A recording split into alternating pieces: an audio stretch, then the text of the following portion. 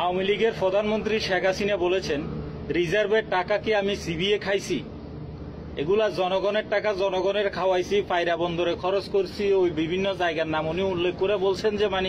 রিজার্ভের টাকা কেন ক্ষয় হচ্ছে এটার প্রশ্নের ক্ষেত্রে শেখ হাসিনা বললেন এগুলো নাকি উনি চিবাই খান নাই, উনি জনগণের টাকা জনগণের খাওয়াইছেন। কিরে ভাই, জনগণের টাকা যদি জনগণের খাওয়ান ভালো কথা, পিকে হালদারের 15,000 কোটি টাকা বাদ দিলাম, ওই যে আপনাকে ছাত্রলীগ সভাপতি 2,000 কোটি টাকা বাদ দিলাম, এসিনু খালেদের কথা বাদ দিলাম, সম্রাটের দুর্নীতির কথা বাদ দিলাম, আরো বিভিন্ন আওয়ামী লীগের নেতাকর্মীরা বাদ দিলাম, আপনার জামাই, আপনার জিয়ের জামাই যে ওই যে বিদেশে, এখন তো বুঝতেই পারছেন যে মানি লন্ডারিং এর কারণে যে ওইটাও বাদ দিলাম, আপনাদের ওই একজন সংসদ সদস্য বর্তমানে কুয়েতের আদালতে ওইখানে জেলে বন্দী আছে দুর্নীতি এবং মানি লন্ডারিং এর কারণে। মানি লন্ডারিং মানে বুঝেন তো, টাকা পাচার, এই টাকা এই সবকিছু বাদ দেওয়ার পরেও এগুলা যেহেতু অপশনাল বিষয়।